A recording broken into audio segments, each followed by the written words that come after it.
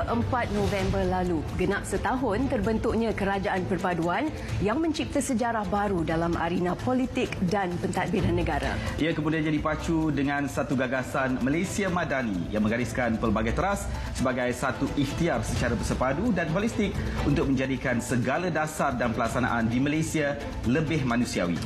Memperkasa tata kelola dan ekonomi, memandu Malaysia sebagai sebuah negara dihormati. Semuanya di bawah kepimpinan seorang Perdana Menteri.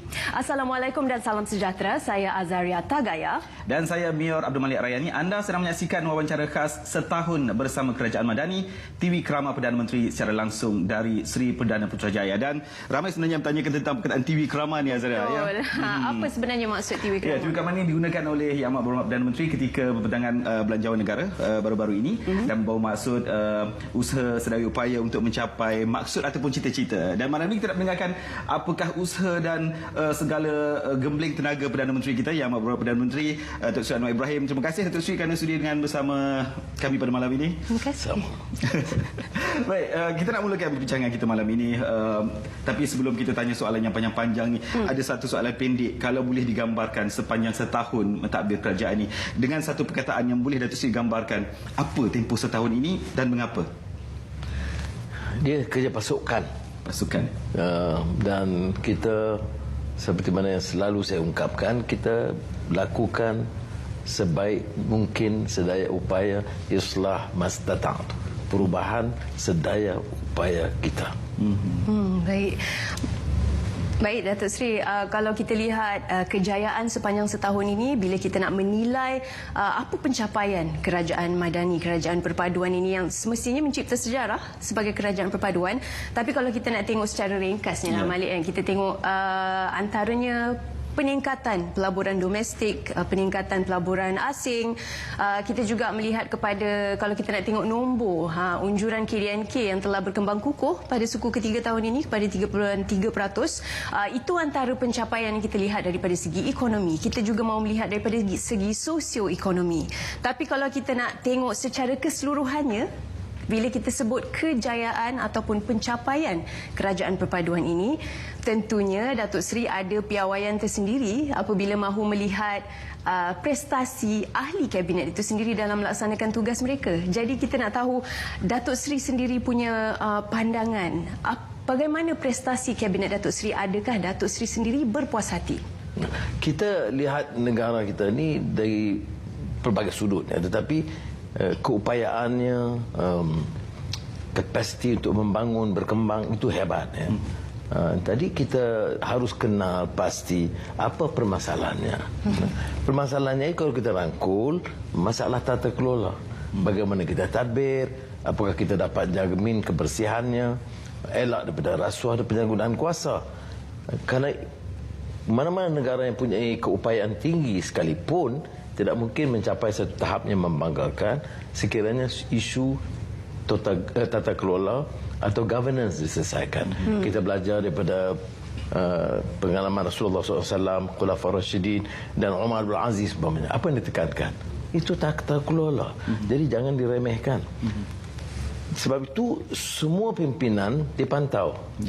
Dan badan-badan seperti SPRM itu harus memberi laporan apakah ada gejala penyalahgunaan kuasa, kerja sakau menyakau, apakah pendapatan kekayaan Perdana Menteri atau menteri-menteri itu nampak menonjol tingginya.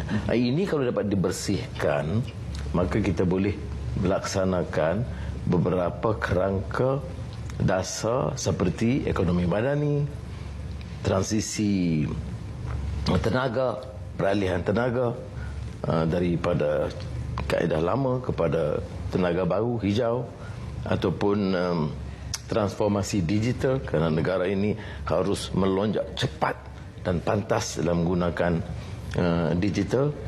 Kemudian perindustrian dengan mission yang jelas. Ini semua dapat dilakukan. Alhamdulillah setakat ini, walaupun masih ada ruang untuk diperbaiki, kita telah capai apa yang mampu kita lakukan dan ternyata lebih baik dari dulu. Jadi indikasi je Datuk Seri berpuas hati atau soalan panas sekarang lah, perlukan rombakan atau ada rombakan atau bagaimana? Dia jangan kita ada tahap selesa. Dia seperti mana yang saya popularkan baru-baru ini, karya Galbraith, Culture of Contentment. Kadang-kadang bila dia pemimpin, semuanya terbaik. Sistem pendidikan nombor 1, kesihatan terbaik. Ini kita dengar dulu. Tapi sebenarnya bila lihat kenyataan, tandas pun tak dapat diperbaiki. Sekolah-sekolah banyak yang robek. Jadi jangan kita termakan dengan penyakit keselesaan. Ikutannya saya, kita buat sedaya upaya, tapi jangan kita anggap ini terlalu baik. Ada lagi keupayaan kita untuk membersihkan dan meningkatkan mutu kerja, etika kerja, kerana akhirnya bukan angka yang disebut tadi, angka pertumbuhan, angka inflasi rendah, tidak siapa boleh pertikai. Walaupun kita disanggah sebagai gagal, tapi ternyata inflasi kita lebih baik, pertumbuhan lebih baik, kadar pengangguran semuanya lebih baik. Tetapi ukuran sebenarnya itu di peringkat angka umbi. Rakyat masih belum merasakan keselesaan yang sepatutnya. Jadi itu yang kita cuba suntikkan melalui STR, tunai rahmah. Dan ini satu yang agak lain dan unik yang mula kita lakukan dan akan saya tingkatkan. Sebab apa? Sebab ada penyasaran subsidi. Maknanya kadar elektrik, minyak.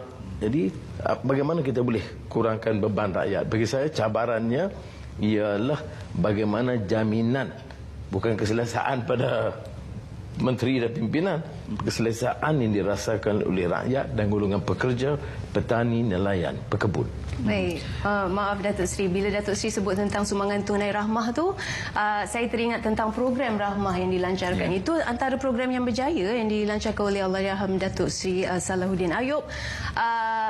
Selepas itu kita ada menu rahmah, satu yang mendapat sambutan yang besar. Kemudian ada berbagai-bagai program selepas itu, payung rahmah, bakul rahmah dan sebagainya. Jadi rahmah itu adalah satu penjenamaan yang saya kira berjaya daripada Menteri KPDN pada waktu itu. Dan itu juga menimbulkan persoalan seterusnya, berbalik kepada soalan kabinet itu. Ada yang mengatakan dengan kematian Allahyarham Datuk Seri Salahuddin Ayub, ini adalah masa yang paling sesuai untuk Datuk Seri mengambil peluang itu untuk menggantikan tempatnya dan pada masa yang sama membuat rombakan pada kabinet secara keseluruhannya. Pendapat Datuk Seri? Rombakan itu perlu sekiranya prestasi menteri itu meleset ataupun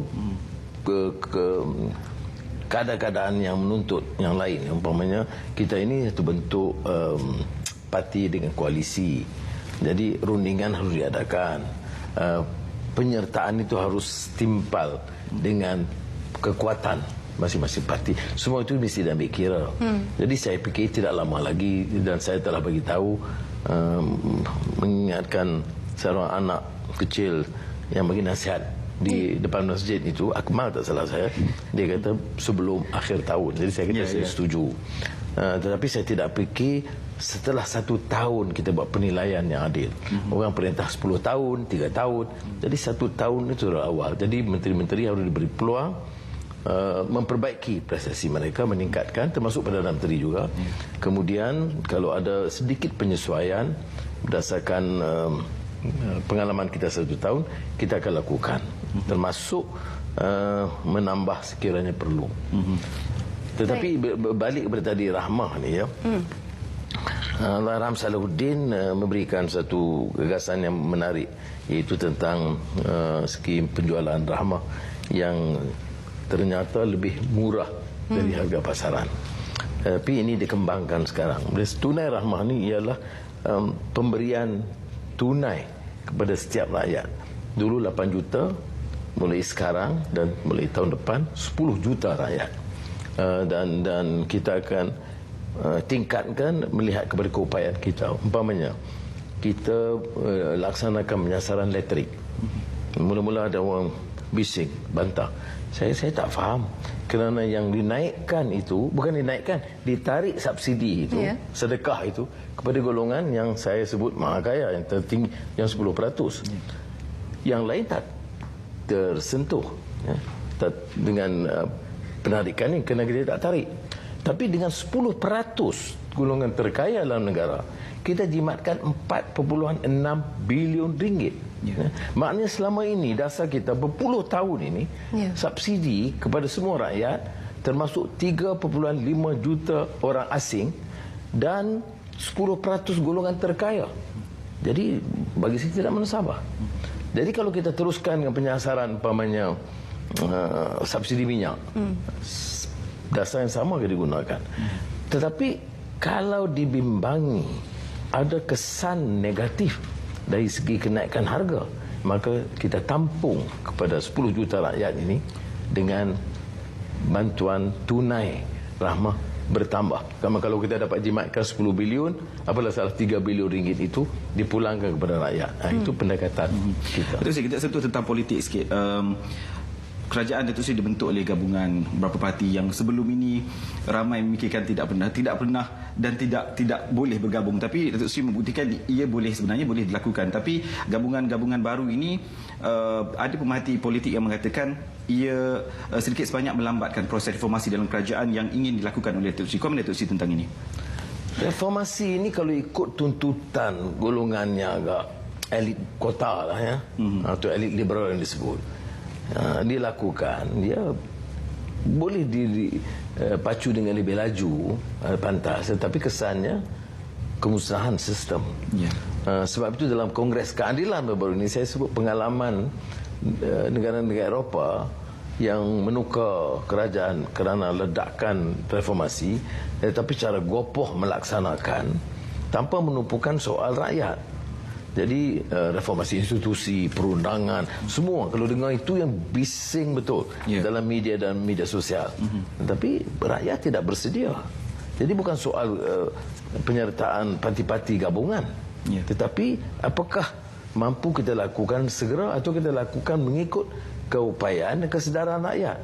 Lihat umpamanya malapetaka ataupun kesan yang sangat negatif bila dibangkitkan soal Statut Roma dan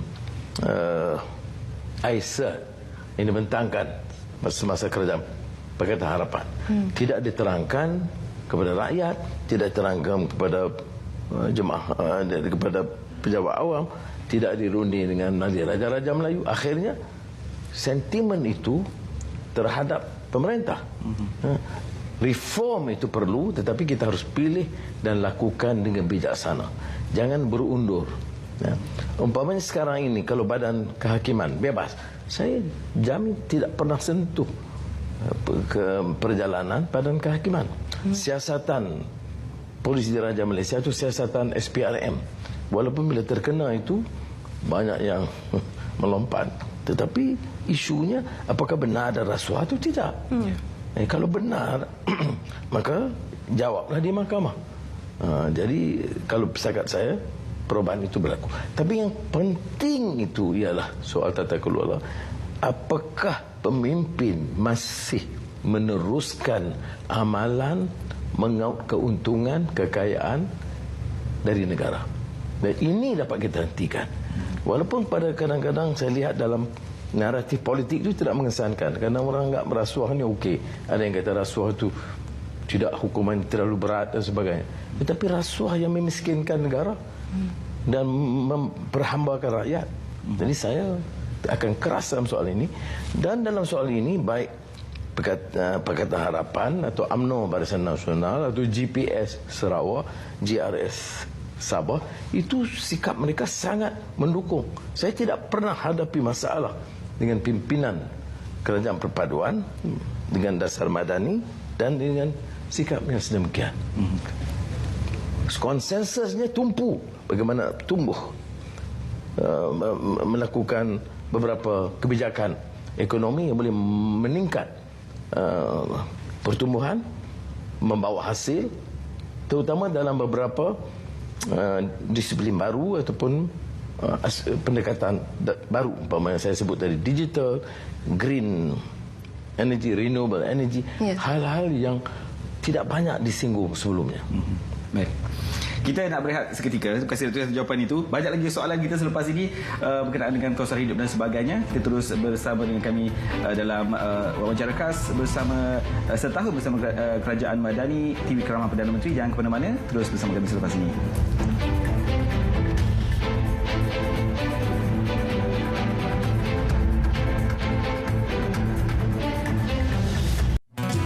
Jom bersama kami memeriahkan program setahun bersama Kerajaan Madani di perkarangan Stadium Nasional Bukit Jalil, Kuala Lumpur. 3 hari berturut-turut.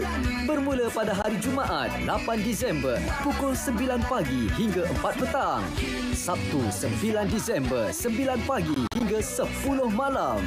Dan Ahad 10 Disember pukul 9 pagi hingga 6 petang.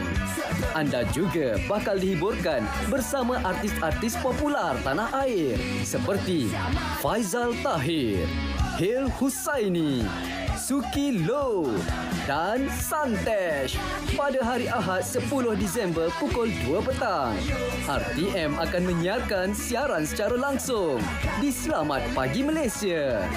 Cuit sikit, jangan sentap.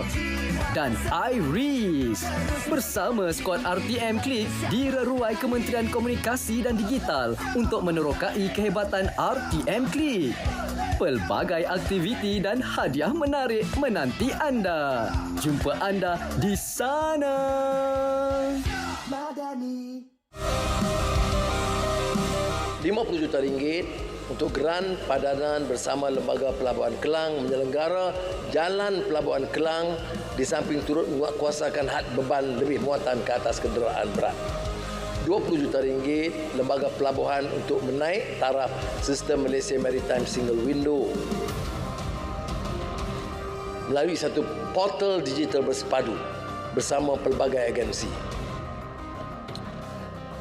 Pembangunan pelabuhan Pulau Keri akan direalisasikan melalui request for proposal dalam memperkukuh lagi peranan Pelabuhan Kelang.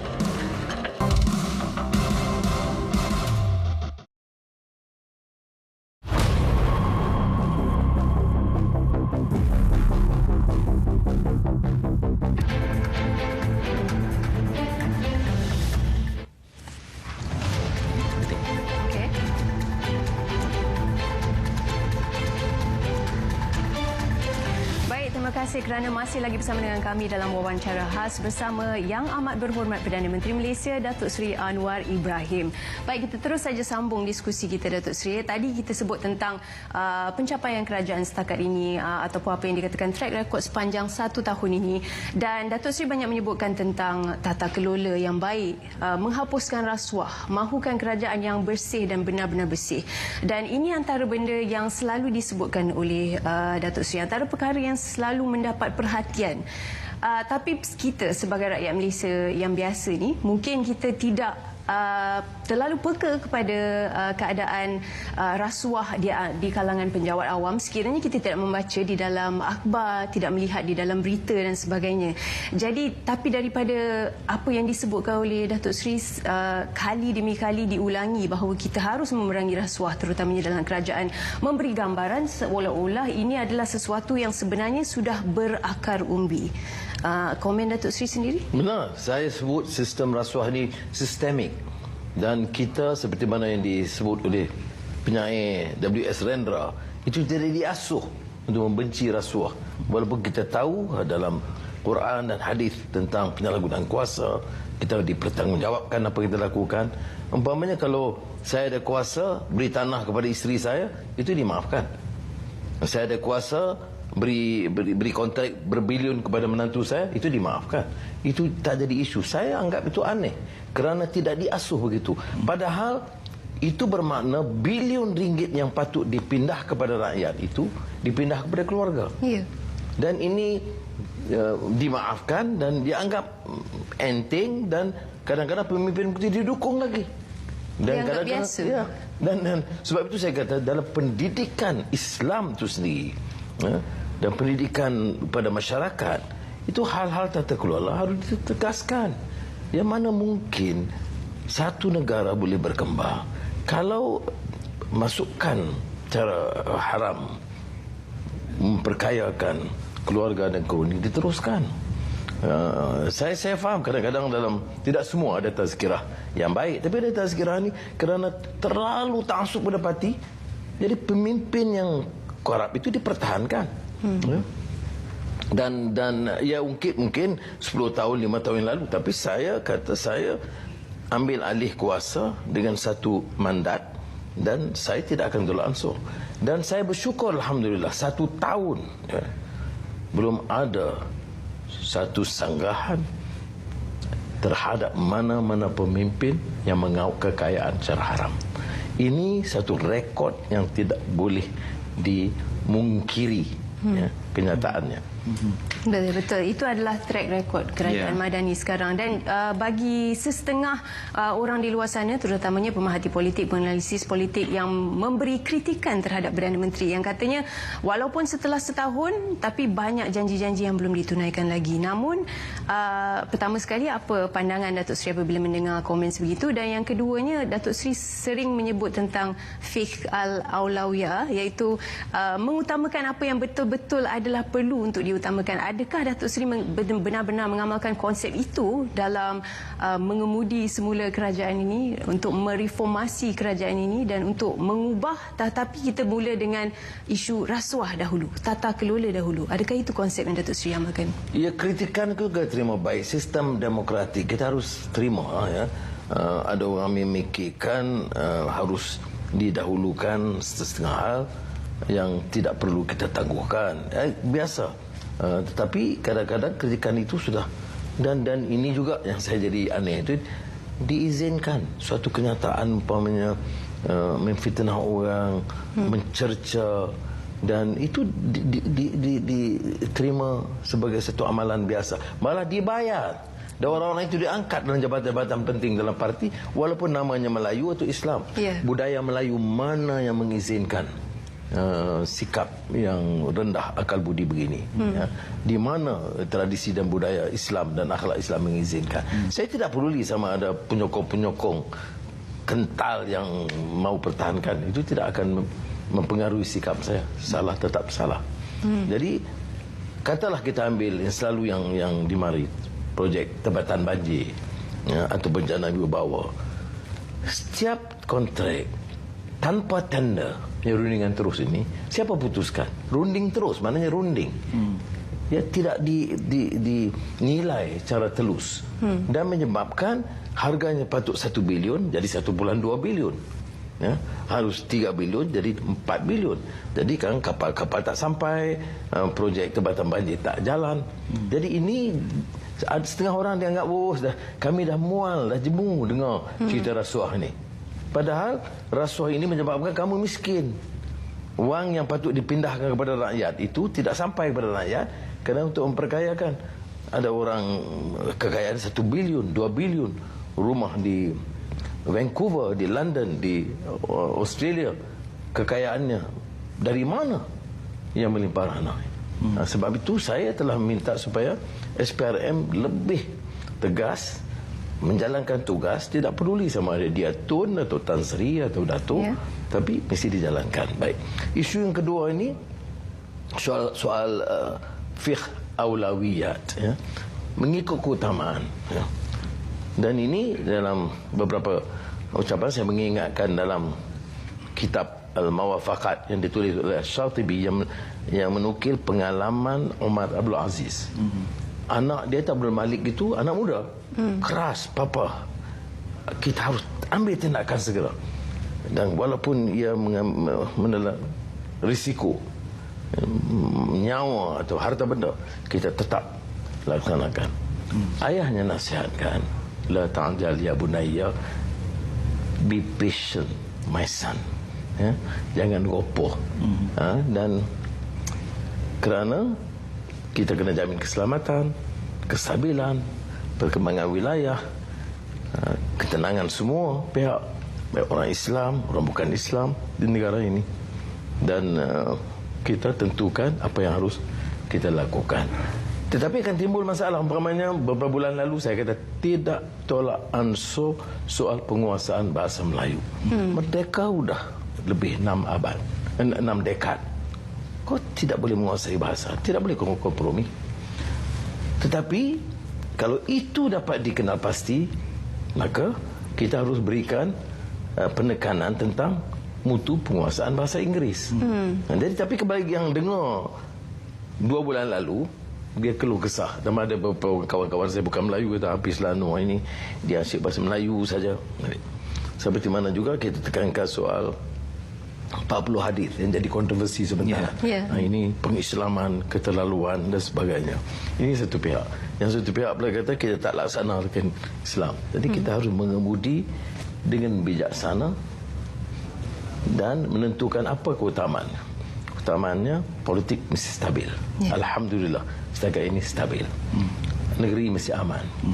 Jangan izinkan kalangan gunakan kaum ataupun agama yang sempit, bukan dakwah Islam yang sihat, itu harus digalakkan untuk memecah belahkan atas alasan kaum atau pemusuhan agama.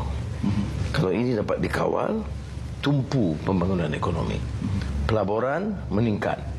Alhamdulillah, kerana hubungan antara bangsa kita itu meningkat, diberikan perhatian, kehadiran pelabur itu dapat mencecah rekod ketimbang tahun-tahun sebelumnya. Untuk apa? Menjamin pekerjaan. Latihan seperti TVET ditingkatkan. Mutu pendidikan ditingkatkan. Itu tumpuan kita mengikut urutan keutamaan. Baik, Datuk Seri, antara isu yang disentuh sepanjang tahun tak pernah reda rakyat menyebut ialah isu kos sara hidup.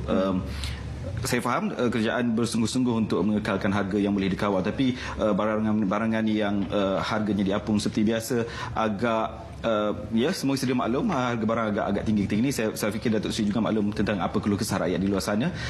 Jadi mungkin berdasarkan apa kerangka ekonomi madani yang dibentangkan, mungkin bagaimana Datuk Seri melihat kawalan terhadap harga-harga barang untuk tempoh yang mendatang ini, dan mungkin Datuk Seri boleh sentuh sedikit juga tentang subsidi bersasar yang akan diperkenalkan tahun depan ini. Ramai yang mula keluh kesah juga, terutama sekali golongan M40, penyumbang terbesar kepada cukai negara ini. Mereka bimbang adakah keutamaan hanya kepada B40, mereka ini akan dikesampingkan daripada subsidi negara ini. Ulasan Datuk Seri perkara ini. Kos sara hidup memang menjadi satu masalah, tapi kadang-kadang oleh kerana terlalu banyak dipolitikkan, itu kadang-kadang tidak menggambarkan kenyataan sebenarnya, ya. Umpamanya ada satu episod beberapa minggu ada kekurangan beras. Kalau kita dengar kempen seolah beras tidak ada sekarang ni. Orang kelaparan makan gandum semua. Jadi kadang-kadang politik picisan ini pun masalah juga, ya.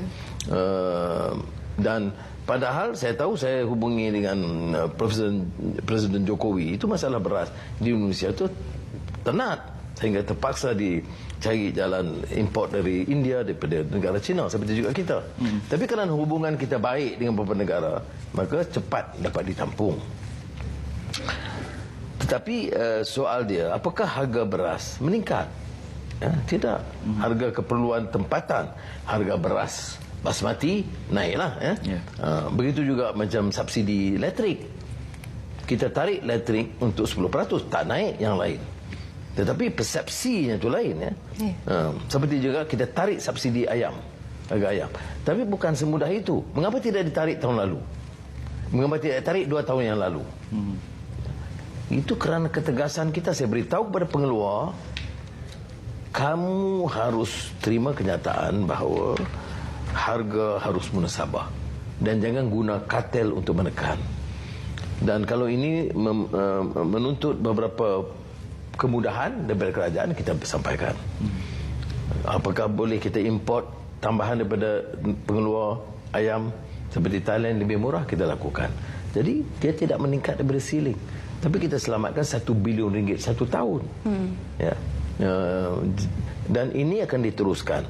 Soalan yang terkait dengan kos sara hidup ini benar kerana dalam beberapa item barangan lain ada kenaikan. Jadi sebab itu saya kata penjualan rahmah itu ditingkatkan. Dulu satu negeri, kemudian ditambah satu di setiap kawasan parlimen. Sekarang ditambah satu di setiap kawasan Dewan Undangan Negeri, dan kita cuba tingkatkan supaya ada ruang sedikit untuk mengurangkan. Tetapi harga ini, masalah harga barang ini juga masalah dunia. Ya. Ya. Kita semua tahu harga sebab akibat perang Ukraine Rusia dan sekarang serangan ganas biadab Israel terhadap Gaza. Semua itu memberi kesan kepada harga. Tapi ini tidak boleh alasan. Orang kampung saya ni dia kata, ya tak apalah, itu kamu bincanglah peringkat internasional. Yang kami ni nak makan macam mana? Sebab itu sementara kita boleh kawal setakatnya upaya dengan subsidi, kita terpaksa usahakan supaya tingkatkan yang tunai rahmah ni, STR. Kerana melalui tunai rahmah kita kurang-kurangnya naik harga dan menyebabkan dia belanja lebih RM150 satu bulan. Jadi apakah mampu kita tampung? Kerana kalau kita beri subsidi, saya tegaskan sekali lagi, faedahnya kepada 3.5 juta orang asing dan dimanfaatkan oleh golongan terkaya. Kita nak elak itu. Jadi kalau ada penyasaran minyak umpamanya sekarang ni, kita juga akan perkenakan kaedah yang sama. Kalaupun naik, kalau kita dah naik minyak orang guna dan perlu dia belanja RM100 sebulan, kita akan tampung RM100 supaya dia tidak terkesan. Naik harga nampak naik, tetapi kita tampung dengan dana suntikan tunai rahmah. Jadi ini kita lakukan untuk mengurangkan. Jadi makna kita terima kenyataan bahawa ada masalah. Tapi untuk mengatakan bahawa harga barang tidak pernah tinggi seperti ini ketimbang dahulu, tidak benar. Harga ayam dulu beberapa tahun lalu lebih tinggi. Telur ada keadaan sampai tidak ada langsung. Jadi kita cuba tangani, penjawat awam kita, badan penguatkuasaan, menteri-menteri, usahakan sebaik mungkin. Dan kita bincang hampir setiap minggu di Jemaah Menteri, membincang secara teliti item yang dianggap mengesankan dari sudut kenaikan kos. Saya akui hal ini dan kita boleh redakan sedikit dengan yang dikatakan cash transfer. Bantu tunai lebih baik daripada subsidi. Kerana kalau subsidi itu akan memanfaatkan jutaan. Nah, soalannya sama ada M40, jawapannya ialah 10 juta orang. Maknanya mencecah kepada M40. Maknanya faedah yang kita beri melalui suntikan ini, seperti yang mula diberikan yang RM100 sebagai test ini, yang panas hari ini, yang panas sekarang ini, e-Madani ini, itu kita akan teruskan. Maknanya kurang-kurangnya 10 juta orang. Baik. Kita nak berehat seketika, Datuk Seri. Kita akan kembali dengan pelbagai lagi soalan selepas ini. Dan jangan ke mana-mana, teruskan bersama kami di Tiga.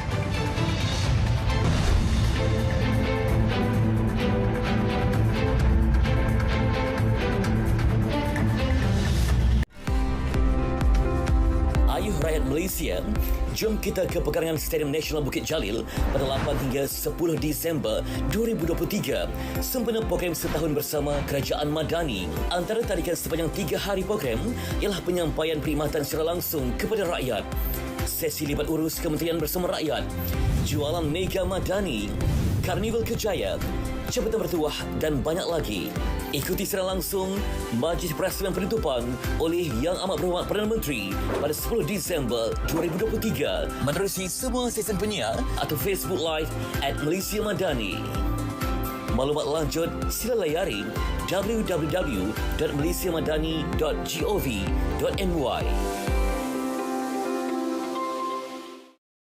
Sebelum memulakan perjalanan, pastikan dokumen perjalanan anda lengkap. Kekalkan jarak sekurang-kurangnya 10 meter dari kenderaan depan. Jika anda ingin memotong kenderaan besar, berwaspada dengan titik buta. Panduan keselamatan elektrik ketika banjir. Jangan guna peralatan elektrik ketika banjir. Pastikan suis utama ditutup. Jangan sentuh peralatan atau kabel elektrik. Simpan peralatan elektrik di tempat selamat. Jangan sentuh tiang elektrik.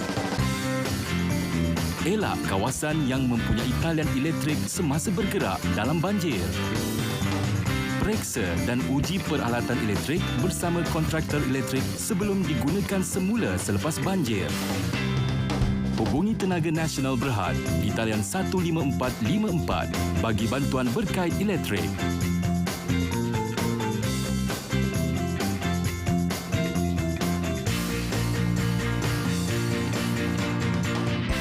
Hanya orang yang tidak berhati perut akan memotong badan seseorang sehingga 15 bahagian.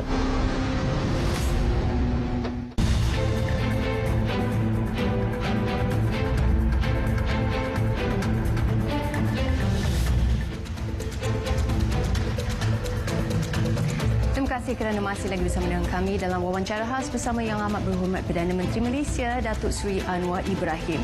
Baik Malik, tadi kita dah sebutkan beberapa isu yang kita tanyakan kepada Yang Amat Berhormat Perdana Menteri sendiri, antaranya politik, ketidaktentuan global dan juga ada disentuh tentang geopolitik dan pastinya isu kos sara hidup tadi. Tapi apa yang kita nak lihat sekarang ni adalah ekonomi. Ekonomi adalah satu isu yang memberi kesan kepada negara dan juga secara tidak langsung ada memberi kesan kepada rakyat juga. Dan tahun 2024 ni memandang ke hadapan, kalau tadi kita cerita tentang setahun yang lalu, kita nak cerita tentang memandang ke hadapan ini, apa agaknya rancangan kerajaan perpaduan ini untuk mendepani keadaan ekonomi yang dijangka tidak menentu juga dalam tahun 2024? Dia tidak menentu sejak tentu beberapa tahun pasca COVID dan 2023. Tapi saya melihat kepada angka-angka terkini dari segi pelaburan, termasuk yang besar-besar yang kita selalu sebut, Infineon, tentang microchips, itu sangat penting. Dia dengan sendirinya mengangkat keupayaan anak-anak muda kita dalam bidang pekerjaan, latihan TVET yang lebih tinggi, diploma teknologi dan TVET di universiti, itu semua akan ditingkatkan dengan harapan pendapatan mereka juga dapat ditingkatkan. Jadi satu contoh. Kemudian dengan Automotive City Tanjung Malim, ini satu contoh lain. Dengan secara agresif kerajaan negeri Sarawak dengan Premier Abang Jo bawa renewable energy, green technology, hydrogen. Ini semua memberikan ruang pekerjaan tahap yang lebih tinggi untuk ribuan pekerja-pekerja, terutama di kalangan anak muda. Cabaran kita ialah menyesuaikan bentuk latihan supaya lebih terampil, lebih punya kemahiran untuk memenuhi keperluan ini. Seperti mana kita saksikan dalam beberapa kunjungan kita ke luar negara pun, mereka mahu pertama kerajaan yang stabil. Beberapa bulan awal tentu tidak, kerana ada yang nak terus bicara tebuk atap, ini politik tebuk atap. Tapi sekarang ini saya fikir sudah pun berlalu. Umumnya adik mengetahui kerajaan lebih kuat, dan bila kuat, apa yang harus kita lakukan? Tumpu pertumbuhan ekonomi, mutu pendidikan, kemudahan kesihatan lebih baik, dan tentulah isu sosioekonomi macam saya sebut, menoktahkan kemiskinan yang alhamdulillah kemiskinan tegar selesai, walaupun terpaksa kita tangani juga tahun-tahun berikutnya. Kemudian sekolah daif dan tanah-tanah sekolah sebagai signal bahawa tumpuan kita juga keselesaan basic kepada anak-anak kita, anak cucu kita lah. Saya cucu yang masih di sekolah, dan kemudian menumpukan soal mutu pendidikan. Kita dalam persaingan kita sebenarnya tidak terlalu membanggakan, walaupun propagandanya ya mutu pendidikan terlalu baik. Tapi kita tahu kenyataannya tidak begitu. Ini tidak dapat menafikan beberapa institusi kita, baik sekolah atau pusat pengajian, yang sudah sampai ke peringkat yang lebih tinggi dan meyakinkan. Tetapi secara umum harus ada suntikan baru dalam bidang ini. Kemudian kesihatan, dan kita buat madani, kemudahan-kemudahan yang di bawah, supaya kemudahan kesihatan itu dapat dirasai oleh rakyat. Kalau kita lihat umpamanya percubaan tahun 2023 dalam beberapa bidang ini, kita tak boleh nafikan.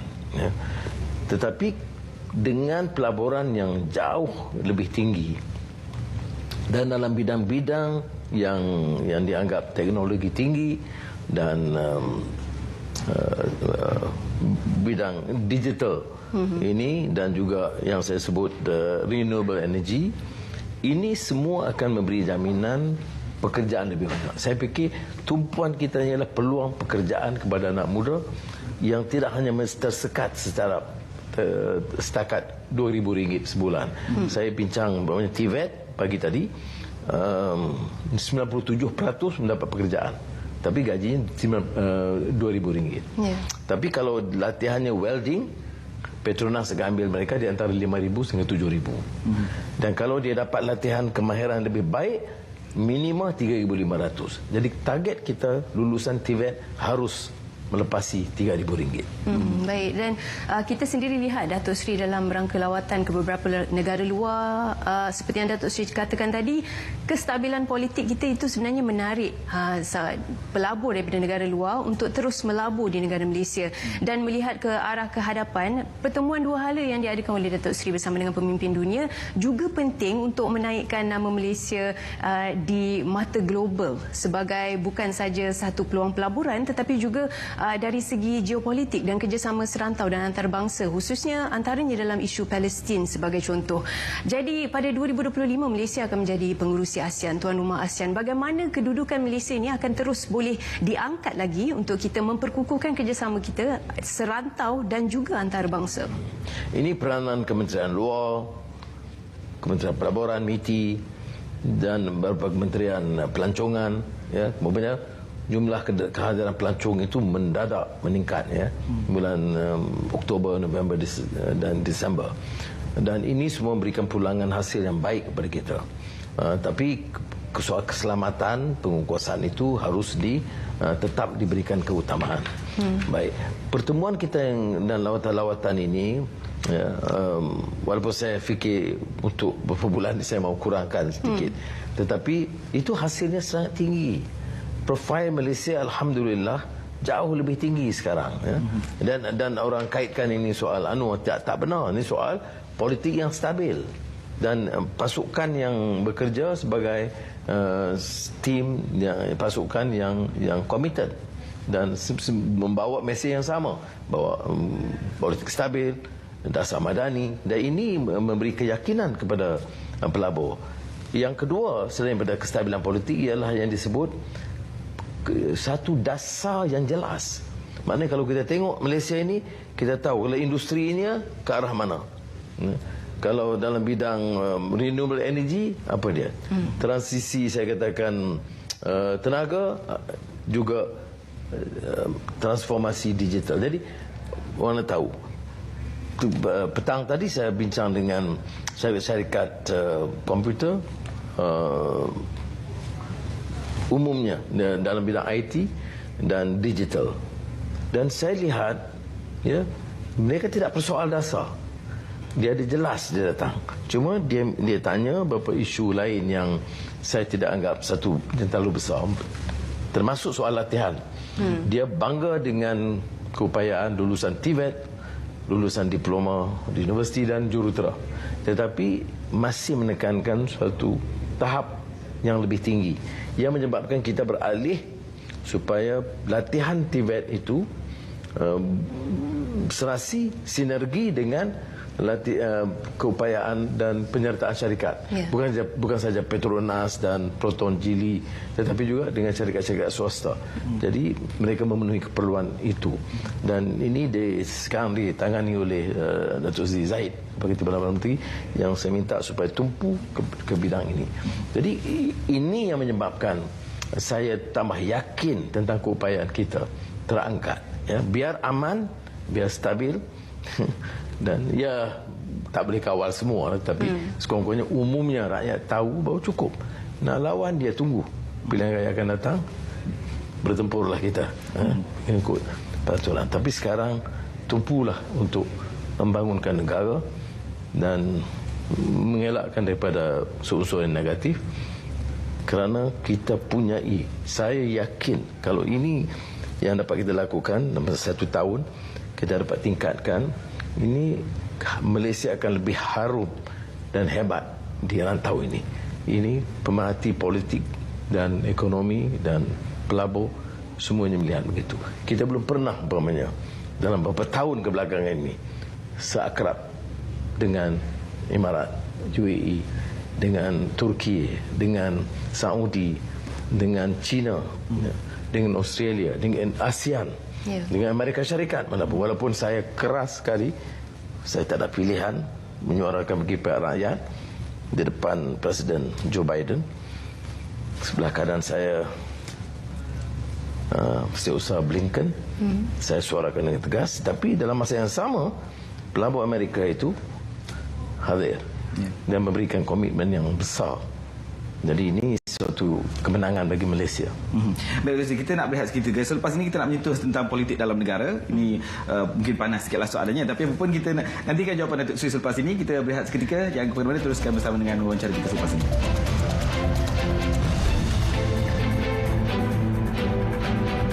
Penjara? No. Ada di antara negara-negara lain yang hukuman rasuah dia sampai hukuman bunuh. Mewarnaimu hanya di TV1.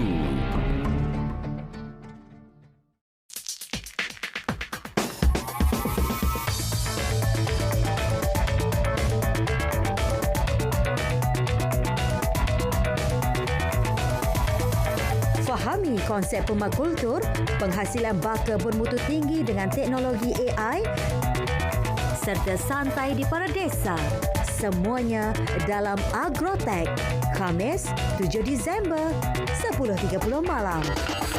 Semestinya di TV1.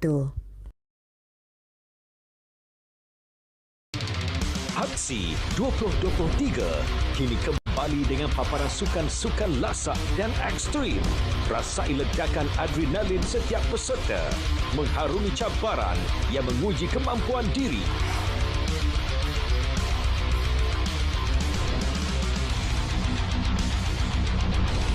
Aksi setiap Jumaat dan Sabtu di TV1 dan saluran sukan RTM.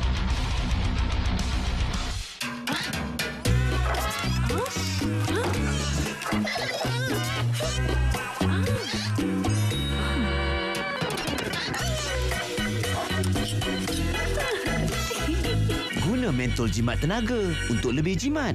Satu lagi idea bernas untuk anda.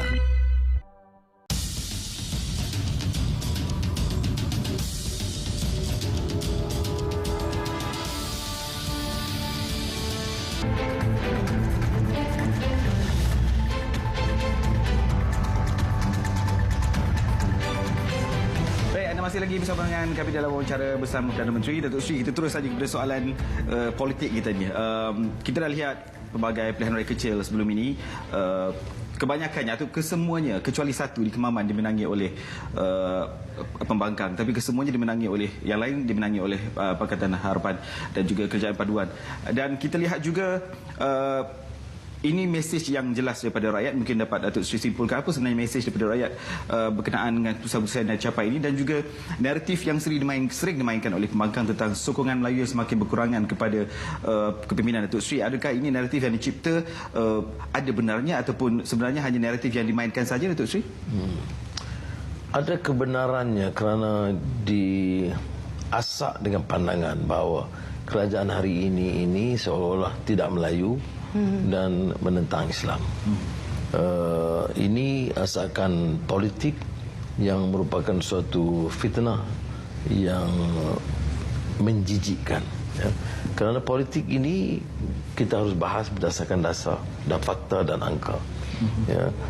Ya, kemenangan Kemaman saya terima baik, keputusan itu keputusan rakyat, dan malah saya tahniah kepada calon yang menang. Tapi itu kubu pembangkang. Macam saya bertanding itu di kubu pembangkang. Jadi tak boleh disamakan. Kalau di kubu kita ada yang menang 100,000, ada yang menang 70,000. Jadi itu bukan perkiraan, tetapi kita harus dengar apa naratifnya, iaitu kita tidak menekan soal Melayu. Soal bahasa kita lebih tegas daripada sebelumnya. Soal program-program kalaupun kata Jana Wibawa tutup Bumiputera, saya lebih tegas. Saya tidak benarkan orang khianat nama Bumiputera bagi bersyarikat Cina. Tetapi kalau tender biasa ikut peraturan, sama ada Cina atau India atau Dayak atau Melayu, itu soal lain ya. Kemudian amalan sakau menyakau ni, saya tak peduli sama ada Melayu atau Cina atau India. Ya, kita kena ambil tindakan yang tegas. Jadi di mana yang tidak Melayunya? Ya, dasar hak kesemuan Melayu 153 itu peruntukan dalam perlembagaan. Ada golongan yang liberal elit yang marah kerana mengapa Anwar masih terikat dengan dasar Bumiputera. Ini dasar yang termaktub dalam perlembagaan yang kita sepakati. Tapi saya tidak mau aniayai kaum-kaum lain. Bila kita ambil langkah umpamanya sekolah daif dan tandas, itu sekolah Melayu, sekolah Tamil, sekolah Cina, sekolah Arab, kita bantu semua. Ada yang orang India kata tak puas hati kerana tak sebut sekolah India. Tapi itu maknanya dia terperangkap dengan pemikiran lapuk lama.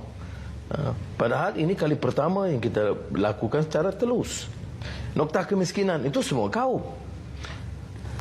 Jadi mungkin ada kekurangan kita, mana kita kena harus perbaiki cara kita menyampaikan penerangan dan penjelasan. Tetapi isunya tidak semudah itu, terutama bila soal agama. Jadi ada yang menyampaikan, kadang-kadang saya rasa aneh juga ya, kalau terutama orang itu orang yang latihan agama. Oleh kerana parti ini saja yang akan menjamin ke syurga, yang lain itu seolah-olah mungkar belaka. Dia tak terlihat apa yang kita lakukan. Ya. Dari segi perundangan, belum ada jalan kuasa mengkaji pelaksanaan syariah melainkan zaman kita. Ya. Soal yang dibangkitkan baru-baru ini, kes Mahkamah Persekutuan, baik di Selangor 2021 atau Mei 2022 oleh peguam di Kelantan yang kebetulan anggota Muafakat Nasional, bukan anggota keadilan. Dia yang mencabar. Dia mencabar itu bukan soal hukum. Dia mencabar itu ialah pelaksanaan proses. Ada bidang kuasa negeri yang kata dia bercanggah dengan peruntukan perlembagaan. Jadi Mahkamah Persekutuan, Dia Ketua Hakim Negara bagi penjelasan. Tapi masih di war-war di bawah ini seolah-olah ada gejala yang harus dilaknatkan kerana mereka mencabar hukum Tuhan. Kan bukankah ini satu penipuan? Bagaimana boleh kita dengan jubah dengan serban dan bercakap soal Islam kemudian menipu begitu terang? Jadi ini bagi saya ini soal prinsip yang jelas. Kalau benar saya ada kelemahan, salah, boleh tegur dan saya terima baik. Tapi dalam hal ini itu satu penipuan. Dan keputusan kita buat itu, keputusan kita rujuk kepada pengurusi Majlis Kemajuan Islam, Tuan Kuin Sultan Selangor dan Raja-Raja Melayu. Jadi saya terikat dengan itu semua, kaedah itu. Tetapi naratif itu terlalu kuat dan terlalu tebal. Ditanam begitu rupa kebencian yang keterlaluan, ya. Dan umpamanya dengan akhlak begitu rupa, nak tegur siapa, nak senyum pun tak boleh. Ini dari kaedah mana kita dapat? Kita kena juga faham aliran sebeginilah yang ulu dan urur, ya, mana yang sama ada terlampau ataupun obsesi kebenaran mereka yang menyebabkan pergaduhan, perpecahan di banyak negara-negara. Sebab itu saya mengatakan sementara saya akan izinkan ini jaminan perlembagaan demokrasi, kebebasan, tapi sikap begini tidak boleh diteruskan kerana ini akan memecah dan memporak-perandakan negara. Jadi memang ada peringkat ini kita menang ada tempat, kita kalah 9 tempat. Saya tidak fikir itu terlalu banyak masalah. Dia tidak merubah kekuatan politik yang ada. Walaupun dia tak boleh kita hentikan orang mengigau. Menang satu kawasan, kita akan ke Putrajaya, itu ialah politik hambar itu. Ya. Itu tak apa dia seronok jadi penyokong-penyokong itu. Senang sebentar. Tapi kenyataannya tidak begitu. Kekuatan kita dalam parlimen itu jelas. Tidak boleh digugat. Ya, akan menyeberang. Ya, kalau ada betul 50-60 menyerang, silakan. Saya tidak mampu menghalang. Tetapi dalam hukum adat, hukum politik sekarang, itu igawan. Sekarang saya tidak pedulikan itu. Saya tahu kekuatan politik ada dan insya-Allah dengan kekuatan itu kita tumpu untuk membangunkan negara dan ekonomi dan membela nasib rakyat dan buktikan bahawa harus ada negara ini diselamatkan daripada amalan politik yang memunggah kekayaan, memperkayakan diri dan keluarga mereka. Jangan bicara soal parti lah. Parti-parti terpalit belaka. Ya. Ada yang kecil, ada yang besar. Tetapi bagi saya, setahun saya pegang, saya tidak peduli parti mana, tidak boleh mengizinkan amalan begini. Dan naratif kita tentang Melayu, baik Bumi Putera, rakyat dan Islam harus kita sampaikan dengan baik. Ada kelemahan kita, baik dalam media sosial ataupun dalam media utama, itu kita baiki. Ya. Kerana ini bukan soal parti lagi. Ini soal menyelamatkan negara. Ya. Singkat Datuk Seri, 1 jam ni begitu singkat rasanya hari ini. Hujung minggu ni ada karnival setahun bersama dengan Kerajaan Madani di Stadium Nasional Bukit Jalil. Kalau boleh sedikit Datuk Seri sampaikan apa agaknya yang diharapkan kepada rakyat kita mungkin boleh hadir bersama-sama kepada karnival ini. Hujung minggu. Dia nama karnival, tapi bagi saya laporan dan kemudahan. Ya. Bukan nak kata kejayaan luar biasa pun tidak. 1 tahun kita harus terima dengan lebih tawaduk, ya. Ada humility untuk terima bahawa ada keterbatasannya.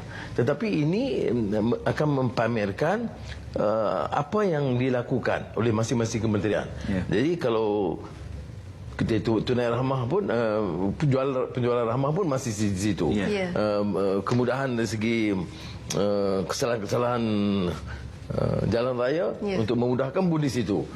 Kemudahan-kemudahan pinjaman yang bawah bank dan Kementerian Kewangan, itu pun jadi orang pergi dan lihat sendiri, ambil masa lihat di pameran dari Kementerian Kewangan, Dalam Negeri, Kementerian Pelancongan. Dia tiap-tiap ni itu ada penjelasan dan manfaat kepada pengunjung. Jadi ini kita lakukan. Diskaun saman yang best tu Datuk Seri. Ya. Ada diskaun saman yang best. Dan ada diskaun saman.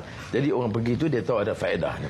Satu perkara lain untuk menunjukkan bahawa kita tidak hanya selesa, kita akan tekankan soal pantau madani. Maknanya akan ada satu unit yang penting di bawah Jabatan Perdana Menteri yang akan pantau pelaksanaan selain daripada unit penerasan ICU dan jabatan-jabatan lain. Tapi saya akan pastikan supaya kita dapat laksanakan program pantau madani untuk melihat apakah kita dapat memenuhi matlamat yang telah diumumkan. Jangan umpamanya pengumuman itu memukau dan menarik, pelaksanaan itu hambar, ataupun separuh daripada kejayaannya. Dan ini insya-Allah kita akan laksanakan. Insya-Allah. Baik, 1 jam yang saya kira cukup bermanfaat dan cukup mantap dengan informasi. Terima kasih banyak-banyak kerana bersama dengan kami di TV3 hari ini untuk wawancara khas ini. Ya, sangat berbesar hati kami hari ini. Terima kasih Datuk Seri sekali lagi, dan juga terima kasih juga atas perhatian anda. Dan kami labuhkan tirai wawancara khas setahun bersama Kerajaan Madani, Tiwi Krama Perdana Menteri. Pelbagai komitmen dan cita-cita telah dizahirkan Perdana Menteri sendiri untuk memacu Malaysia ke pesada yang lebih tinggi. Jadi justru kita juga perlu bertiwi krama bersama-sama dengan Perdana Menteri menggembling usaha agar bergerak seiring dengan apa yang telah pun digagas dan direncanakan kerajaan. Saya Miaur Abdul Malik Arayani. Dan saya Azaria Tagaya. Salam hormat. Selamat malam. Jumpa lagi.